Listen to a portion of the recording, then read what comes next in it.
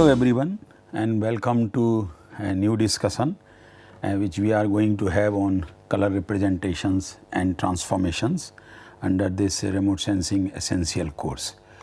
Though it is in our school time we have studied all this, but in digital image processing the concept of color cube and or colors is very important, and therefore I thought that just to review this whole thing, we will go through very quickly on this aspect, that is color characteristics and applications in remote sensing, because lot of new products can be generated once we understand the basic things about colors.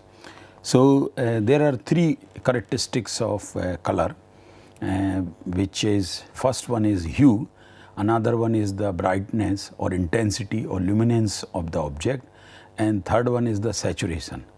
And for example, hue also we call for colors. So different colors, try to recall the Newton disk, and in Newton disk in the periphery all those colors were there, 7 colors, and brightness varies from center of the disk towards the periphery, and saturation will also come in between. So this is how in the visible part of EM spectrum, when we see all these three colors plays very important role, and as you can see that the blue color comes first and is quite separated with the green and red color. So in remote sensing, maximum sensors are in the visible part of EM spectrum, and very high resolution sensors, even 40 or 60 centimeter resolution sensors are also located in this part of EM spectrum. That is why it is very important. Now this color cube, I would like to spend some time on this while discussing this color cube. If you see in the end, that is where the black is marked, and that is the extreme corner of the cube, which is the darkest, and that one is the black, and whereas on this just diagonally opposite corner is the white, which is located here. Now there will be 6 more colors on other corners. So total 8 corners are there, so 6 more colors. So if I take then here we are having red, then here we are having blue, and then here we are having green. Now 3 more remaining, and they are occupied by cyan color, then a diagonally opposite on the same surface, that is magenta color, and then yellow color. And why this? That means a diagonal axis from black to white basically represents the intensity or brightness. And if you assume, if you can imagine a cube or rather cone inside this cube, then you would find that the base of the cone will have all the hues, and the apex of the cone or the bottom of the cone will have the black color. On top you would have the white color, and intensity will vary from center of the disc in the base away to periphery, which I can also demonstrate through this one. So again the same cube, now colors have been removed, only the name of colors have been mentioned in respective colors. And if I take that cone, a 3-dimensional cone out of that cube, this is what I was mentioning, that intensity will vary from this bottom or apex of the cone to the center. So this is the black, and here you are having the white color. Hue will vary along this periphery like this, so that is the hue, and saturation is from center to away from towards the periphery. So these 3 things, 3 characteristics of colors are very important, especially when we deal with the color composites, pseudo color composites, or emerging images. And then we in digital image processing we project and reproject these planes which are fitting in this one. For example, if I can take a plane that is red, green and blue, and as you can see this plane is this one. So, if an image which is using these additive color scheme, that is BGR or red, green, blue, I can reproject that image into another plane which is cyan, magenta and yellow. And backward and forward transformations are also possible, and this will allow us to create new kind of products through image processing of satellite images. So, we will be of course discussing this part. Now, again very basic thing which we have studied in very early school time, that this RGB combination which is these 3 discs are there, red, green, blue, and then red and green makes yellow, and then this red and blue makes your cyan, and then this makes green and blue makes cyan, and red and blue makes magenta. So, likewise, so this is additive color scheme. In standard false color composites, we use this additive color schemes.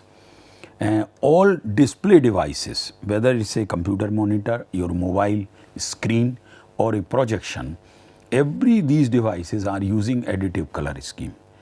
Whereas, all your printing devices, they use the other scheme, that is subtractive color scheme, which is cyan, magenta and yellow, that is subtractive. So, that we will, and as I have already told you that from one plane, that is RGB plane, I can reproject it within that color space to CM by or CM by K also, that is K for black. And so, likewise I can create new products which is otherwise not possible, and these new products are very useful in digital image processing. So, additive color mixing or additive color scheme which is followed, these are like complementary colors, red and cyan, green and magenta and blue and yellow, that you can also see in the right side figure. And white means that all these red plus cyan equal to red plus blue plus green, that makes white, that you can also see inside this one. So, color additions, there are certain rules, and which this 3 color disc explains quite easily. And very quickly I will also go to the subtractive color scheme which is used by the printing, and that is why pigment is there. If you open, if you see a newspaper which we get every day, if you see in the bottom of that page, you would find 4 dots, cyan, magenta, yellow and black. These dots are used basically for calibrations to know that whether all flow of these pigments are coming into the printing of these newspapers or not. So, that clearly shows that they, while printing, they use this subtractive color scheme. Again, these are also primary colors, cyan, magenta, yellow. Complementary colors can be red and cyan, green and magenta and blue and yellow.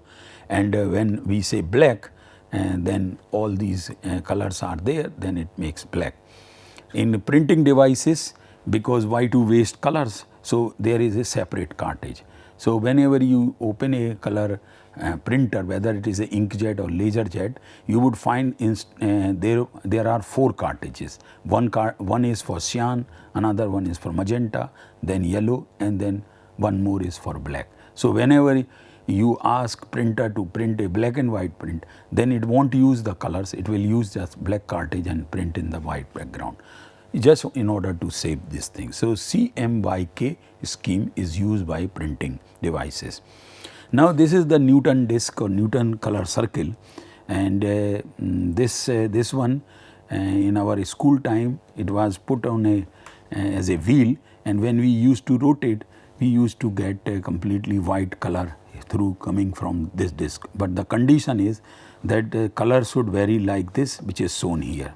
If they are completely marked separately, and even at whatever speed you rotate, you will not be able to see white color. So this is very important here. Again, these three components will play role: hue, saturation, and color, or this intensity, brightness. Printing devices I have already mentioned, and which follow the subtractive color schemes. There are three axes are there: cyan, magenta, and yellow. Recall a plane within that color cube on which things are being projected. So what you see on your screen, generally that doesn't come through the printing devices, because there is a transformation from RGB domain, RGB plane to CM/K plane. So that is why what you see is not what you get. It depends on your screen settings also.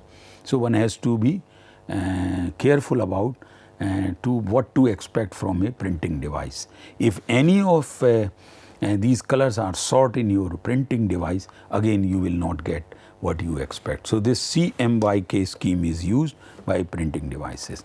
Now it is possible, as you know, transformation either from RGB to CM/K or reverse is also possible. So if I want to have a cyan, then 255 minus, in case of 8-bit scenario we are talking.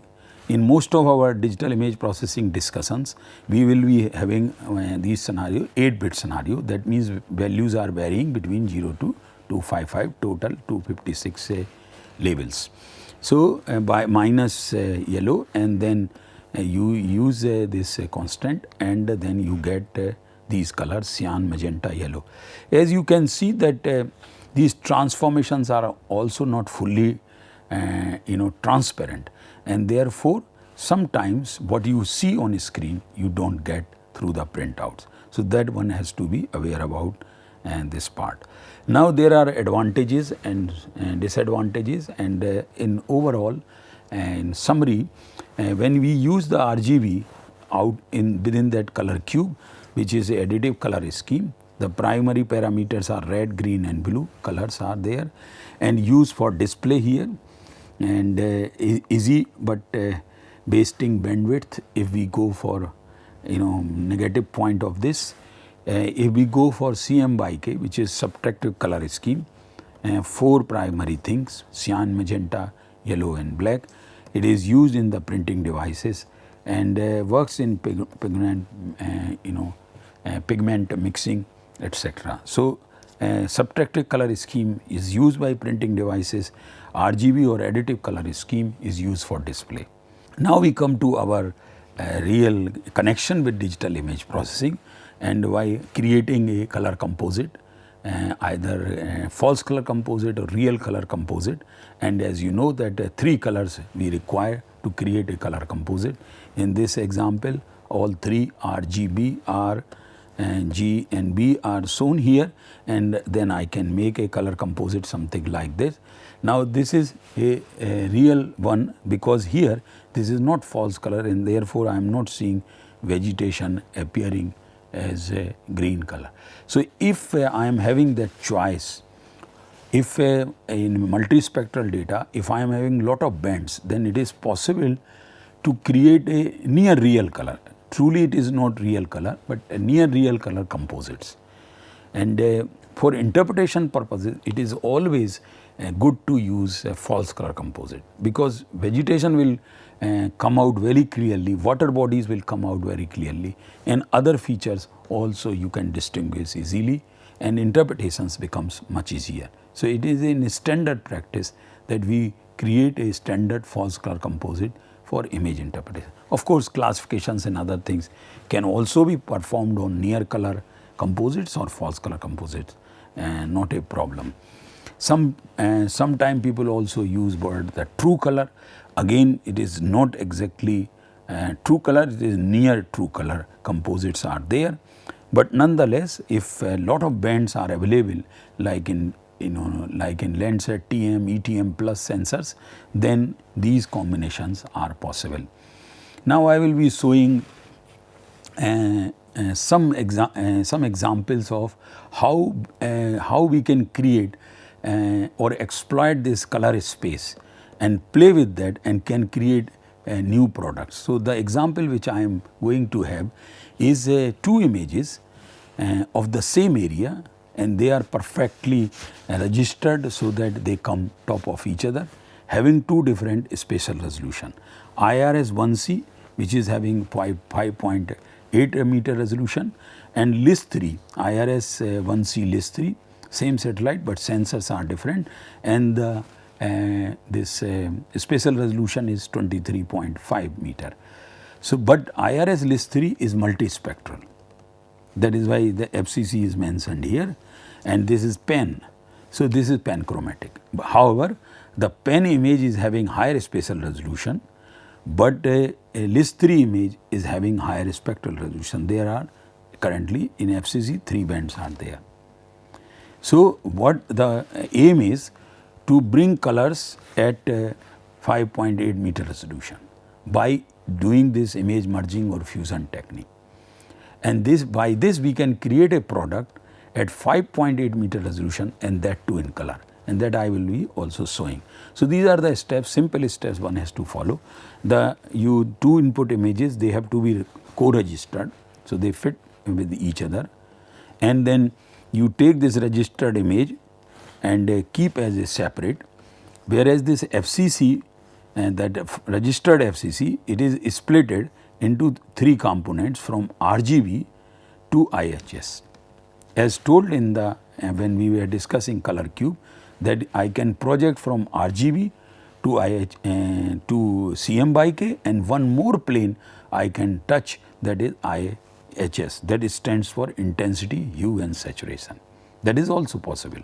So, I can project my RGB plane or RGB image into a new plane which is IHS, intensity, hue and saturation. So, I will having a, when I split this RGB image, I will be again having 3 images. One is for intensity, another one is for hue, another one is, last one is the saturation. Now, this intensity image which is coming from FCC is dropped here, and it is basically replaced by the registered PAN image. So, we reach, and the hue image and saturation image are taken as it is, because again I am going to create a RGB or false color composite. So, now a backward transformation from IHS to RGB is done, and when I do it, because these images are already registered, co-registered, and therefore I create a merge image which is having the quality of both the images PAN and LIS3. PAN, I will repeat again, is having high spatial resolution, whereas LIS3 is having high spectral resolution. So, I want a product which should have a high spatial resolution as well as high spectral resolution, and by this image fusion or merging process we can achieve this thing. I will show you now some products also.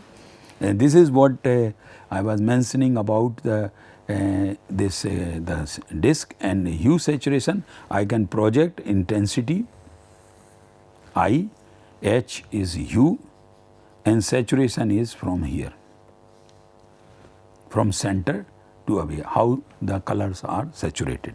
So, by that this is how through these vectors I can get all these values, and this is how the transformations can be achieved.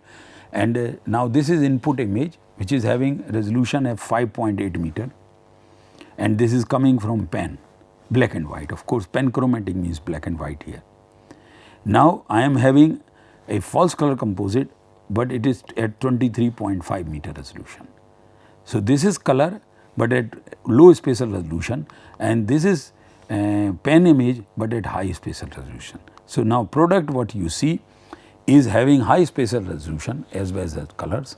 Colors are not exactly as what we have seen in FCC, but some adjustment can be done and the almost same colors can be achieved. Here you may not be able to see that improvement which has taken place in that false color composite, but let me zoom a part of this one, and this is Delhi golf course.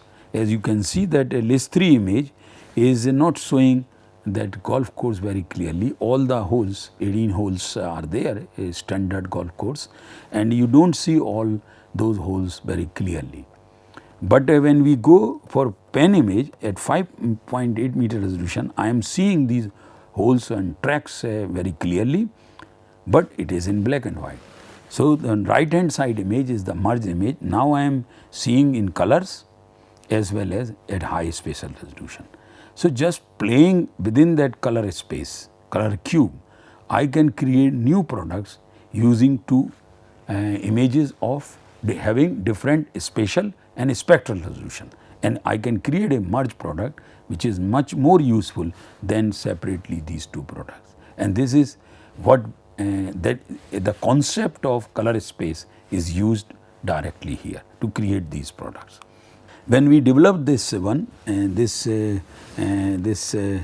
image, what you are seeing here also, and along with the article was published as a cover page article by me in the year 99, and since then people have adopted this scheme or this way of creating fused or merged images and creating a new product which is coming from the concept of color space. I will give you one more example. Instead of merging two images, one can also merge map and image, and for certain project this is what it was done. So, what you are seeing here is at a large scale a map, scanned map, that is also in color, and this is 1968, because we wanted to study chain detection which has taken place in terms of vegetation or encroachment in Dal Lake of Srinagar, Kashmir. And so, we got a reliable map, of course, from Survey of India of 1968, and then we had a satellite image. So, this is 30 years time difference, 1998, that was 1968.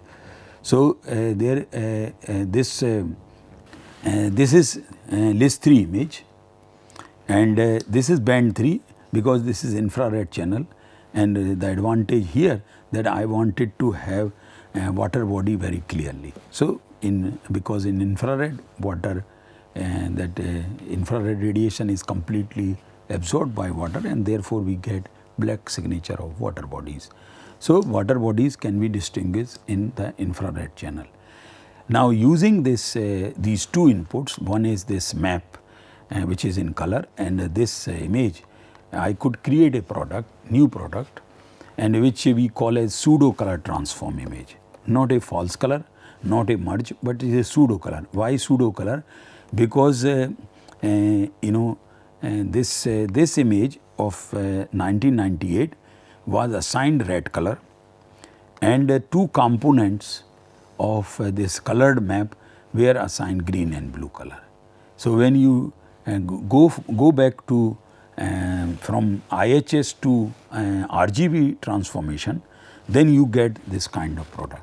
Now, this became very useful for a particular project, that we wanted to show that where encroachment has taken place. So, like in this part near Dal Gate or in the northern part of the lake, because of farming or pollution in the river and vegetation and so on.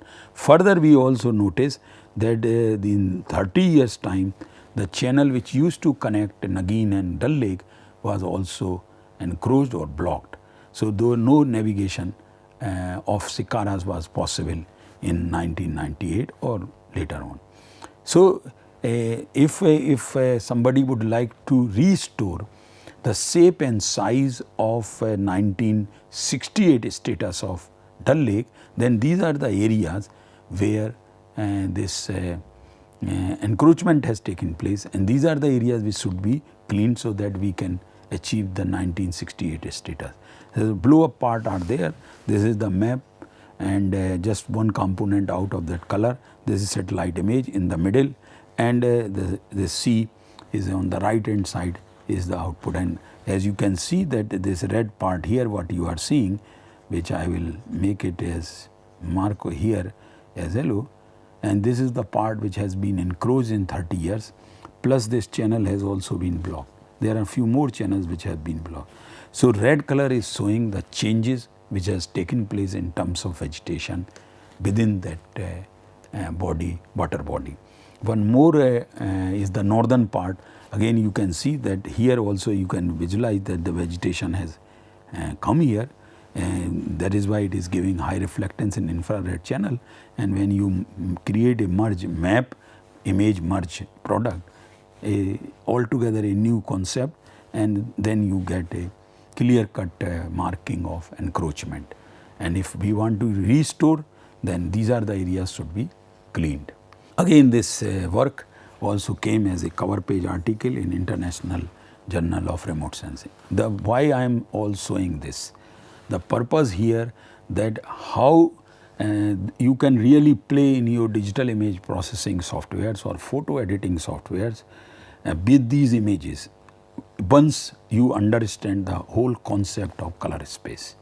Then this play is possible and you can create new products as per your requirements. Because many times the conventional approaches may not produce those results which are useful and also acceptable to decision makers, because decision makers are looking for different purposes. Ultimately, why all we are doing is to create some platform for better decisions, and for that this concept of color space is very, very important. One more example I will be showing. Again, this is related with chain detection, and there are two images of pre-earthquake. There were earthquake in Chamoli in March 99 on 29th March 99. So luckily we had an image from our own IRS-1C satellite, panchromatic single channel data, and of 26 March, just 3 days before the earthquake. And when satellite was on the adjacent orbit, it had the capabilities to steer, and that means one can tilt the camera, and the camera was tilted, and the same area was again looked by the same satellite, same sensor, and that is on 31st March, that is again 3 days after the or rather 2 days after the earthquake. So there is only 5 days difference between 26th March to 31st March, and in between on 29th March earthquake has occurred. Now we wanted to map exactly where earthquake induced landslides have occurred, and when you again use that pseudo color transformation technique, because for a color image you require 3 bands, 3 channels, but here I am having only 2. So what we did, we assigned for the post earthquake image we assigned red color, and for pre-earthquake image, for blue and green, we assigned pre-earthquake image. So this image on the left side, that is pre-earthquake image, was repeated twice for green and blue, whereas for red channel the post-earthquake image was kept. And by this you can create an output something like this, where all these red colors in the image are showing the changes which has occurred between those 5 days, and hopefully they are induced by that earthquake. So we can attribute very confidently that this is because of that earthquake phenomena which has occurred between these 2 dates. And since these are digital images, so you can mask everything except the red color, bright red color, and this is what is done. So exactly how much area was involved in the landslide, that can be seen, or that can be mapped very accurately. So the areas which are having white color, they are showing no changes. That means no changes in terms of reflection, because when landslide occurs, whatever the top surface might be having vegetation or grass, other things are all uprooted, and fresh surface, fresh material is exposed, and the brightness will increase. And therefore, as you can see in the post, that these areas became relatively having high pixel values compared to the pre-earthquake image. So rather than looking 2 images simultaneously and seeing the changes, we can do digital image processing, we can do the color transformation, pseudo color transformation, create a product which is everything in just one single image. One more example from the same earthquake of the landslide, that on the left side you are having pre-earthquake, on the right side again you are having post-earthquake image. And when we created a PCT, this is how you get. So there are white pages which are saying that no change has occurred between those 5 days. That means these landslides were already existing, white part. Whereas the red part is telling that this is what the changes has occurred between those 5 days. So, in that way it becomes a very unique product to exactly map landslide affected area, or also if you want you can know which were the existing landslide and which were the induced by the earthquake.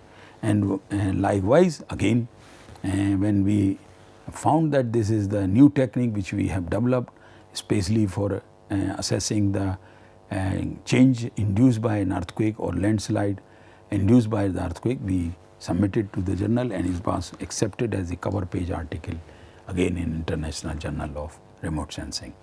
Similarly, the same technique was also used later on in other earthquakes also, and that was in POK earthquake, Pakistan occupied Kashmir earthquake, and as you can see in the center images, the left image is the pre-earthquake image, the center image is the post-earthquake image, and the right image is the pseudo color transform image. Again the red patches are showing the changes in terms of reflection, and that means they are showing the changes of new landslides. Not only these images are telling the new landslide, but the pattern they are following in a line, and that line geologist will infer as a fault. And this is an example from Bhuj earthquake at a very high resolution images of this and even the changes which has occurred at house level can also be detected using such technique. One more example from Bhuj earthquake, and again this was the first time the satellite remote sensing was involved to map liquefaction, which is a co-seismic phenomena. The main purpose here to show to that how that pseudo color or concept of color space can be utilized to map various changes which might be induced by an earthquake or flooding or any natural disaster or even man-made. Here the liquefaction, what you are seeing here, the new water bodies because of liquefaction they came, and we had the images of 4th January and 29th January, and in between on 26th January 2001 the Bhuj earthquake occurred. And what we see in this part which I am highlighting here had the maximum liquefaction occurred. That means water oozed out on the surface which was in the saturated sandy soil. Due to the shaking it came on the surface. By that time the satellite was also passing and it recorded. So we involved pre-earthquake image and just post-earthquake 3 days after the earthquake image, and we could map this liquefaction affected part very accurately, and that was done first time in the world. And therefore again though it was not it did not come as a cover page article, but nonetheless it came as a full-fledged article in International Journal of Remote Sensing. There are other ways also we can utilize this color space, and one is in the false topographic perception phenomena. Again this is I will quickly go through this one. This is a false color composite of Uttarkasi area, and the river which you are seeing is Bhagirathi river, and we wanted to remove this false topographic perception phenomena. So this is our input image, this is our input shaded relief model, but having opposite sun azimuth. Here if you see the sun azimuth is 163, if you add 180 degree and then it becomes 343. So in the image the sun was in the southeast quadrant, but in a modeled digital elevation model based SRM shaded relief model, the sun has gone in the northwest quadrant. So we use this image as intensity image, and hue and saturation came from this false color composite image. And again the transformation techniques. So when we go for this is how you get a product. That intensity is that shaded relief model which is having solar illumination from northwest direction, whereas satellite image had the solar illumination from southwest direction 1. And that FCC, the satellite image was split into 3 components, IHS. I was replaced by the shade relief model having opposite solar illumination direction. Hue and saturation came from false color composite. And when you go for backward transformation, that means from IHS to RGB, you end up with this image in which river is flowing in the valley, false topographic perception phenomena has been removed, and you see a perfect image. So, there are various ways of creating, again that came as a cover page article in International Journal of Remote Sensing. So, this brings to end of this discussion. The whole purpose of reviewing the or recalling our concept of color space, additive color scheme, subtractive color scheme, that in digital image processing we can really exploit the different planes within the color cube and can create very new products, especially for chain detection or sometimes to removing some certain phenomena like false topographic perception phenomena. And likewise, we can really produce very good results just understanding first about the concept of color space, transformations, and creating new products using either two satellite images of different dates, like in case of earthquakes, or map with image. A map is very old map, generally you get even before Landsat, that is 1968 map. So, in 1972 onward we started getting satellite images. So, sometimes we want to study long term changes which has happened in certain area. So, we have to employ the topo sheets or topographical maps, and very old topographical maps might be available to you. So, if you want to use that topographical map along with a satellite image, then again you can do the same way as I have demonstrated here. There a lot of innovations within this color space and transformation can also be done. So, this brings to end of this discussion. Thank you very much.